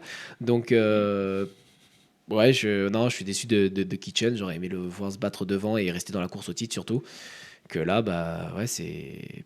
Et puis en plus, il est sorti, ouais, du coup, lui, il s'est fait mal aussi un peu, visiblement, ce qu'il disait qu'il avait pris quelqu'un dans le coude ou le bras, là. Euh, Ouais, ouais, et du coup, il avait le coude engourdi, il pensait qu'il s'était cassé, enfin, il avait l'avant-bras engourdi et la main engourdie, donc je sais pas, il croyait qu'il s'était cassé le bras et tout, puis 20 minutes après, c'est revenu, et en fait, ça va, quoi. hmm. Ouais, donc non, je suis un peu d'accord. Et puis je vois un Maxensi aussi, je suis un peu déçu. Genre, j'aimerais qu'il se batte un peu plus. Voilà, c'est bien, il est honnête, le jeune est rapide, etc. Mais c'est pas toujours le plus rapide qui gagne. Et parfois, tu peux faire en sorte que le plus rapide ne gagne pas non plus.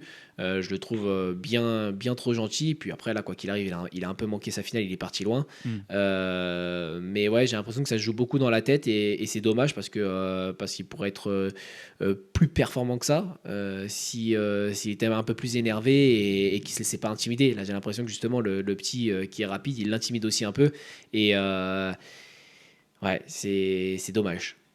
Ouais. Bon, sinon, Mosiman, deuxième podium de suite. Il est il va peut-être pouvoir en gagner une d'ici la fin de l'année, hein, vu ce que les autres y font. Bah, il est à un Digan qui fait une connerie de la gagner, tu vois. Ouais, c'est vrai, mais tu vois, quand je voyais Digan derrière, je me suis dit, bon, je sais que Digan va la gagner, tu vois. J'ai l'impression que Digan, il joue un peu là. Il était derrière, il a pris son temps, il s'est fait plaisir, et puis voilà, quand il s'agissait d'y aller, il y allait sans trop forcer. Et puis pareil, Mosiman, il est dans un état d'esprit où il veut pas se faire mal, il fait des podiums, il est super content, il est super heureux. T'as l'impression qu'il en veut presque pas plus. Alors évidemment que tu lui proposes de gagner ou il a l'occasion, il va pas freiner et laisser passer l'autre. Mais tu vois, voilà, c'est un état d'esprit où face à un Digan, je trouve que ça va quand même être un peu difficile et je blâme pas après hein, avec les blessures, etc. Quand tu es à deux doigts justement de stopper ta carrière, que tu as fait mal à la tête et compagnie, c'est normal d'être dans cette position comme un Macadou, tu vois, qui est super content, les larmes aux yeux chaque fois qu'il monte sur un podium. C'est cool, mais après voilà, je pense ils sont plus dans le.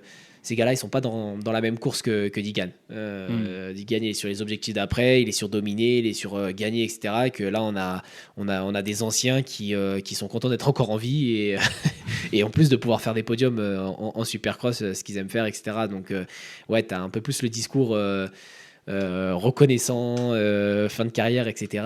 Et la fougue de la jeunesse qui, tu vois, je pense qu'il va même finir par s'ennuyer un petit peu. Je pense que justement, il a besoin quand même d'un gars qui lui répond, d'un gars un peu énervé comme lui, tu vois, il a besoin un peu de tout ça, je pense, le Diggs.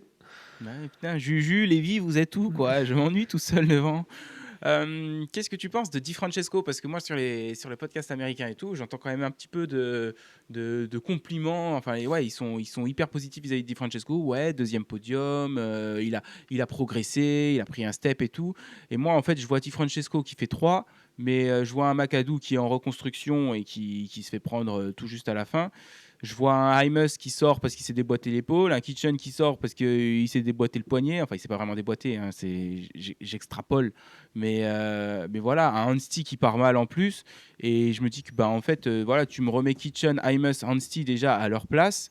Et Di Francesco, bah, ça fait 6. Et du coup, c'est pas bien. C'est la même chose que l'année dernière, quoi. Ouais, je sais pas si c'est la même chose que l'année dernière quand même, mais après, c'est vrai qu'il est face à des gars qui. Il n'y a pas énormément de compétition là sur cette côte-là, je trouve, avec surtout en plus quand tu élimines Kitchen et Aymas. Donc effectivement, je pense que le podium, faut pas se dire ouais maintenant c'est un mec qui fait des podiums. Bah ouais, enfin tu remets tout le plateau, pareil, tu vois en outdoor, ça, enfin après c'est une autre discipline, mais tu mettrais tout le monde, ça c'est sûr que de toute façon on a des shootouts bientôt là, enfin Ouais. bientôt dans la saison en tout cas. Donc on pourra un peu voir justement quand on va confronter les deux côtes où ils se situent. Mais effectivement, je Fais pense que attention quand même, ça s'appelle plus shootout, hein, ça s'appelle showdown. C'est du ouais, face mais à je suis un face, hein. annoyance moi, je suis un annoyance, tu Ouais, connais. ouais, mais C'est parce vrai. qu'avec toutes les histoires de violences policières qu'il y a eu dans le passé et puis encore maintenant aux États-Unis, ça passe mal de dire shootout. Ouais, mais je sais pas ce que ça veut dire. Moi, c'est juste comme ça que ça s'appelait, c'est tout. Hein. Enfin, m'en demande pas trop. Avec la Je crois finale que à Las c'est Vegas, un tu vois, terme qui moi. veut aussi dire fusillade en fait. Ah ouais. Ouais, Ouais, c'est mais pour ça ça. suffit. Après, c'est pas utilisé comme ça hein, pour le cross, mais du coup, c'est pour ça qu'ils ont renommé après en showdown D'accord. au niveau du supercross. Ouais, donc je pense qu'il y a quand même du progrès. C'est quand même mieux parce que je me dis qu'avant, enfin l'année dernière encore en fin de saison ça progressait, mais avant ça, je pense que bah, même s'il n'y avait pas grand monde, tu le voyais quand même pas spécialement sur un podium. Après, effectivement, il est quand même pas au niveau des gars de devant et le podium c'est un peu cher payé par rapport à enfin, et encore, est-ce que du coup on appelle ça cher payé? Mais je pense que voilà, tu mets tout le monde. Il est beaucoup. C'est pas le troisième meilleur pilote 250 en Supercross. Voilà. Ouais, ouais, c'est clair. Même à l'Ouest, j'ai envie de dire. Même à Ouais. l'Ouest, c'est pas le troisième meilleur pilote de Non, 150. ben non, c'est sûr. Enfin, déjà avec Macadou, ça se questionne entre les deux. Déjà, il y a match. Hein, ils se retrouvent souvent ensemble sur la piste, donc il y a match. Et après, normalement, tu as un Emas qui effectivement, je l'aurais mis devant, et un Kitchen largement devant. Donc non, Et c'est sûr que Anstey aussi, probablement. oui. Ouais, ouais. Puis, alors, on va en parler une fois parce que j'ai pas envie qu'on soit ce genre de podcast. Mais il faut que lui, il arrête de parler de sa moustache. Elle est moche. On n'a pas envie de voir ça. On n'a pas envie d'en entendre parler. Donc, nous, on va pas parler de la moustache de Di Francesco toutes les semaines. On va le dire une fois. C'est stop. Ouais, je sais pas ce qu'ils ont à parler de la moustache. Moziman, pareil. Il se parle de la moustache tout le temps. Je sais pas. Franchement, course de moto, les mecs sur le podium, ils nous parlent de leur moustache. Mais et surtout que, alors, il peut exister des hommes avec des conditions, tu vois. Il n'y a pas de moustache qui pousse, ok, ou juste de la génétique qui font que, parce qu'il y en a quelques-uns, je crois, qui dans les génomes qui viennent du nord de l'Europe, où souvent il y a de la barbe et pas de moustache, tu vois. Mais bon, 95% des mecs, la moustache, elle pousse toute seule. Il n'y a pas de quoi en faire un flanc non plus. C'est clair. Il te vend ça l'autre comme s'il avait, tu sais, il avait travaillé dur l'hiver pour l'avoir cette moustache. J'ai mis de l'huile de ricin, j'ai mis Ouais, du vous savez, parfum. puis j'ai respiré avant cette course et du coup j'ai bien roulé, donc je vais continuer à respirer aussi. Ouais. Super. Ouais. Excusez-moi. Bon, sinon, trêve de plaisanterie. On a fait un petit peu le tour. Malheureusement, Anthony Bourdon s'est pas qualifié. Dommage. Et tu sais quoi, je l'ai vu du coin de l'œil dans le coin de l'écran tomber après le deuxième virage au LCQ. Et donc je me suis dit, ah, c'est mort et tout. Il est quand même revenu sixième, je crois.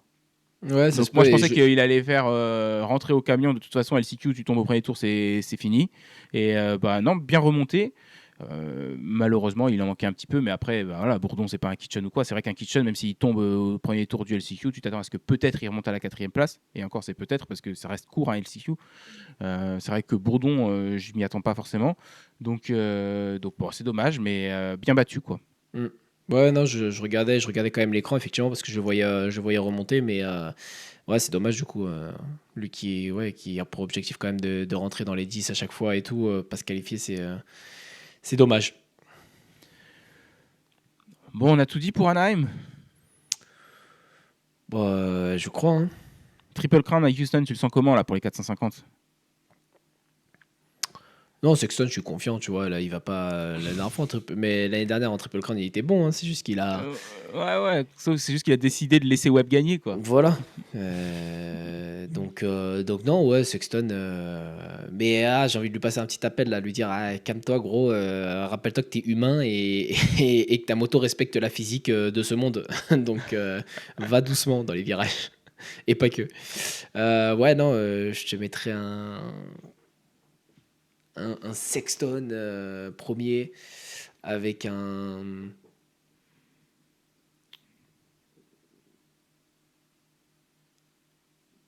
Purée, je suis partagé là, j'ai envie de Il, mettre il- Roxanne Hunter et Tomac il va sur le mettre un podium. Prado sur le podium. Non, tu vois, j'y ai pensé, mais wildcard, je te le mets 4. 4, j'aurais dit Ouais. 5, mais c'est ouais, Ouais. Bah, 4, 4 ça ou se fait 5, mais aussi. du coup, je suis embêté parce il faut qu'il y en ait un, je fasse une contre-perf là, entre Roxanne, euh, Tomac et Et Lawrence, Hunter. ouais. Donc, allez, je me mouille, je mets contre-perf de Tomac. Cette fois-ci, on perd le podium à la Triple Crown alors que c'est le grand favori, machin. Il n'est pas sur le podium, il sera Le cinquième. mec qui a gagné le plus de Triple Crown de l'histoire. Ouais, mais il sera cinquième. Et du Ok. coup, deuxième, Roxanne et Hunter 3. Voilà. Je vais te dire un truc, c'est que si Thomas qui gagne à Houston, moi je vais avoir peur pour son deuxième tendon d'Achille. Parce que 2023, c'était Anaheim, San Diego, Anaheim, Houston. Et Anaheim, San Diego, il les gagne. Anaheim 2, Triple Crown, il avait sauté sur les bottes de paille là en essayant de rattraper et doubler Webb. Et il avait, je ne sais même pas s'il avait fini sur le podium du coup de Anaheim 2. Et il a rebondi à Houston, il a gagné. Et donc on sait après comment a continué cette saison, c'est qu'il a quand même dominé un petit peu le championnat, il a géré son écart, il avait amassé un bel écart assez tôt. Et puis après à Denver, il a le tendon d'Achille qui a lâché. Donc là, pour l'instant, ça suit la même dynamique. Et je peux te dire que s'il gagne Houston, bah, je serais très content parce il va ramasser des points. Ça sera sa 56e victoire maintenant, ou 57. Oh, je sais même plus, je suis déjà il est à 55 là, je crois. Ouais, C'était la 54e Anaheim, 55 San Diego, donc ce serait sa 56e, je crois. Donc tout ça, super top. Mais en même temps, je me dirais, fais gaffe à ton pied droit, à ta cheville droite, quoi. Mais moi, je vais te mettre le Tomac sur la plus haute marche du podium à Houston. euh, sur le Triple Crown, suivi par Hunter Lawrence et Ken Roxen. ça Tom va. Sexton, il va encore nous faire des dingueries, mais c'est bien, il nous divertit. Hein. C'est l'homéostasie, je te dis, moi j'adore Sexton, il change pas, c'est trop bien. Mais n'empêche, est-ce que ça le titille pas un peu Sexton? Est-ce que toi, ça te titillerait pas à la place de Sexton? Parce que 2023, il gagne le titre Supercross. Mais après, c'est vrai que quand tu te replonges un petit peu, il le gagne parce que tu as Webb qui sort et que tu as Tomac qui sort la semaine d'après, c'est les deux sur blessure, tu vois. Mais sinon, il était battu au niveau du championnat, il restait 3 courses. Mais mathématiquement, évidemment, c'était possible puisqu'il a gagné le titre. Mais réa- les battre à la régulière, ça allait être trop compliqué, quoi. Il avait une vingtaine de points de retard sur Tomac et une dizaine sur Webb. Et, euh, et le titre outdoor qui gagne, bah, Lawrence se fait mal Ouais, bah et alors là, puis on va dire quitte le pareil, du coup. titre. Même s'il gagnait celui-là, on dirait, ouais, mais Jet n'était pas là. Non, parce que là, Jet n'était pas là depuis le début. Et tu vois, c'est différent de. Parce que de toute façon, la Jet, il n'est pas là. Donc c'est la même chose pour tous les autres. N'importe qui gagne, oui, il a gagné, mais Jet n'était pas là. Mais cependant, ce que je veux te dire, c'est que le leader du championnat quitte le championnat sur blessure et il hérite de la plaque rouge puis du titre, tu vois. C'est pas il a battu tout le monde et après son premier rival ou quoi est sorti sur blessure. Ouais, mais. Enfin, tu vois, je pense que tu le verrais dominer en Supercross, là. Bah, à la fin de la saison, il gagne le championnat et tu te dirais, ah, ok, il a gagné, mais il manquait Jet Lawrence, tu vois. Parce que c'est le gars qui domine, c'est le deuxième gars et que tu as envie de dire, ouah, c'est le meilleur pilote du monde. Et après, tu dis, ouais, non, attends, on va pas oublier si vite Jet Lawrence quand même, parce que c'est peut-être plutôt lui quand même qui a ce statut-là actuellement. Donc, tu as envie de te dire, ah, ouais, mais il manquait Jet. Que là, en fait, vu que je trouve qu'il y a compétition en fait entre voilà, Tomac, Sexton, Roxanne, Hunter, etc., il y a du monde en fait qui est là, et ils sont un peu tous au même niveau. Ça rend un peu le truc genre battre à la régulière, mais en réalité, bah, il en manque quand même toujours un. Et j'ai l'impression que du coup, s'il y en avait un qui dominait parmi eux, à la fin, on remettrait quand même un peu en question en disant, bon, ok, il a battu tous ces gars-là, donc déjà, enfin, faut le faire, mais il manquait quand même le meilleur pilote du monde, tu vois. Et j'ai l'impression qu'avec Sexton, c'est un peu ce qui s'est passé, c'est qu'au final, il a fini par dominer ensuite, enfin, même si Hunter lui a chippé quand même pas mal de premières manches en outdoor. Et à la fin, du coup, le bilan, c'est ouais, mais Jet n'était pas là. Donc c'est sûr que ça aurait été plus difficile, qu'il en aurait gagné sans doute moins avec Jet, mais il n'était pas aux fraises avant ça, tu vois. Enfin, je trouve qu'il a été bon quand même toute cette saison-là, quoi. Tu vois, Sexton très bon et qu'il aurait été au niveau d'un Jet. Après, gagner face à Jet, si Jet était resté en forme, etc. Je sais pas, mais tu vois la perf qu'il avait faite de partir dernier, remonter, gagner. Même si tu mets Jet, bah, à la limite, au pire des cas, il gagne pas. Mais il fait deuxième, de dernier à deuxième, donc ça reste quand même une grosse perf. Il était quand même sur un gros niveau, tu vois, cette saison-là. Il a prouvé par des perfs comme ça. Donc ouais, je dis pas qu'il l'aurait gagné du coup si Jet avait été là. Ça aurait été sans doute plus difficile, mais il a quand même montré qu'il avait un certain niveau et qu'il pouvait quand même se rapprocher de celui de Jet. Ouais, mais c'est pas trop vis-à-vis de qui est là, qui est pas là, moi, que j'aborde ça. C'est plus ouais, vis-à-vis du fait que c'est vraiment, t'es pas premier au championnat et c'est le fait que le premier au championnat disparaisse, entre guillemets, qui fait que tu as gagné le titre, tu vois, parce que, comme tu dis, le fait qu'il n'y ait pas de Jet là, même si c'est Thomas qui gagne le titre, et admettons Thomas qui gagne encore 10 courses et il gagne le titre, on dira quand même, oui, bon, il a gagné 10 courses, mais heureusement pour lui, il n'y avait pas de Jet, parce qu'il n'aurait jamais gagné 10 courses et il n'aurait peut-être pas gagné le titre. Tu vois, ça va être la même chose pour n'importe qui gagne le titre cette année. Mais néanmoins, tu vois, si je reprends par exemple le premier titre de Romain Fèvre, euh, t'as Cairoli qui quitte le championnat sur blessure, t'as Villopoto qui quitte le championnat sur blessure, mais n'empêche qu'il les a battus avant qu'ils quittent le championnat, chacun d'entre eux. Alors, il n'était pas en tête du championnat lui-même, je crois, Romain Fèvre, au moment où Cairoli quitte le championnat, parce qu'il a mis un petit peu de temps avant de gagner sa première course, Fèvre. Mais après, une fois qu'il l'a gagné, il a enchaîné les victoires. Et Cairoli, je crois, avait roulé un peu blessé, puis après avait décidé que bah, il n'y arrivait pas. Et du coup, tu vois, t'as pas trop l'astérix sur ce premier titre de Fèvre, parce qu'il a quand même réussi à battre les pilotes avant que. Avant qu'il. Dans la dynamique du championnat, si tu veux, il était en train de prendre l'ascendant avant que les autres quittent le championnat. Et ce qui n'était pas le cas pour Sexton lorsqu'il gagne le titre face à Faulkner en 250, son premier titre. Lorsqu'il gagne son premier titre 450 face à Tomac et Webb, tu vois, il était derrière Tomac et Webb, et c'est quand eux s'en vont seulement qu'il arrive à les dépasser au point. Même s'il a gagné beaucoup de courses et il les a battus tout au long de l'année, tu vois. Mais au niveau des points, il manquait trop de régularité. Et pareil, en outdoor, il a gagné des courses face à un Jet diminué. Et je crois qu'il avait déjà la plaque rouge là, parce que Jet, il avait pas fini une manche et enfin, à Hangtown, quoi, il s'était mis par terre. Jet, il avait perdu beaucoup de points. Donc peut-être que là, Sexton avait déjà la plaque rouge. Mais dès la semaine d'après, Jet, il a regagné, tu vois.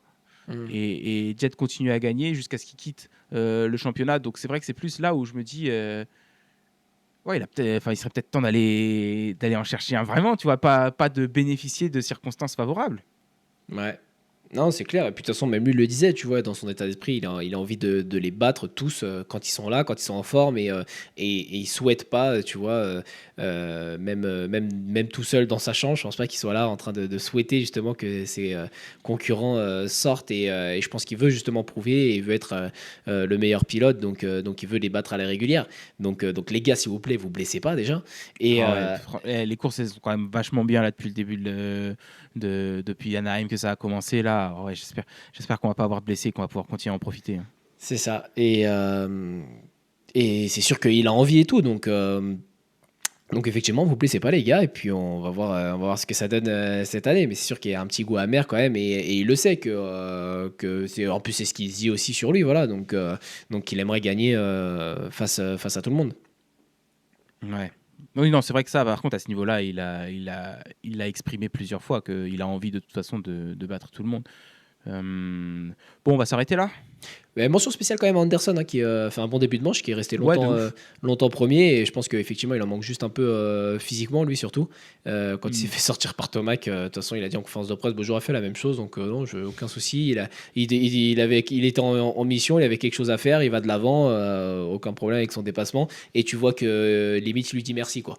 Quand il est sur le côté, il lève la main, c'est pas que pour dire regardez, je vais pas vite, c'est merci, je peux respirer.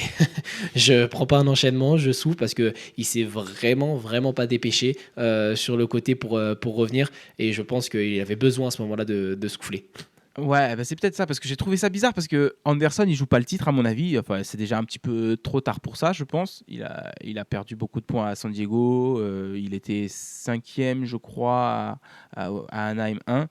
Et on a déjà vu que quand il joue pas le titre, Anderson, souvent, il en a rien à faire. Il se fait du 130 sur le bord de la piste pour rejoindre le plus vite possible et limite gagner une position tant qu'à faire. Tu vois, genre la règle, il en a rien à cirer. Donc là, j'ai trouvé ça bizarre. Je me suis dit, mais attends, Anderson, là, il lève la main, il prend son temps, il respecte bien la règle. Qu'est-ce qui se passe? Ah ouais, il Il a veut jouer bien le perdu titre du temps. ou... T'as Webb qui le dépasse sur l'enchaînement et qui lui met tempête sur l'enchaînement. Lui, il était sur le côté, et là tu voyais qu'en fait, je me suis dit, ah ouais, là il respire, là il est en train de revivre, il se dit, oh, on peut pas faire pause. De toute façon, 4 ou 5, j'ai pas de bonus, donc tranquille. Ah non, je pense il était vraiment au bout, et il s'est accroché. Ouais, je pense qu'il en manque physiquement. C'est dommage parce que du coup, en termes de vitesse, tu vois, j'ai les chronos là sous les yeux. Ah non, j'ai plus. Là, c'est les 250. Mais en termes de vitesse, il était pas trop loin. Et puis il a tenu la cadence quand même pendant 6 tours, si je dis pas Mhm. de bêtises, en étant premier. Donc ouais, c'était positif de le voir. Et puis voilà, c'est un mec qui peut mettre aussi un peu de piment dans les manches. Donc c'est cool de le voir devant. Et tiens, j'ai de nouveau, voilà, en 1:01 183, c'est quasiment le même temps que Hunter, à un dixième de Hunter. Donc voilà, tu te dis, c'est pareil, tu as la caisse physiquement, tu es parti premier, tu peux finir deux en fait. Hmm. Tu vois, si tu as la caisse. Donc, ouais, dommage pour Jason Anderson, enfin, qui finit quand même quatrième, du coup. Il a repassé Webb quand il a chuté. Mais ouais, ça fait plaisir de le voir devant. Je m'y attendais pas spécialement quand même, à le voir aussi proche de la tête de course. Donc c'est cool, Ouais, c'est clair. Puis meilleur pilote Suzuki, du coup, le week-end dernier. de fait. Non, c'est vrai, c'est vrai. Je suis d'accord avec toi. Ça fait plaisir de le retrouver à ce niveau. Le champion du monde 2018. Donc, c'est cool. Bon, sinon, merci à vous parce qu'on a atteint les 500 abonnés sur YouTube, un petit peu plus même, je crois qu'on est à 507 maintenant. Donc, merci beaucoup. S'il y en a parmi vous qui sont encore là, qui ont aimé cette vidéo et qui ne sont pas abonnés, bah, s'il vous plaît, faites-le, ça nous aide. Et puis, merci de nous avoir suivis. On vous retrouve la semaine prochaine, un petit peu plus tôt dans la semaine quand même, je pense, pour parler du Supercross de Houston. Clément, merci, à plus. Ciao.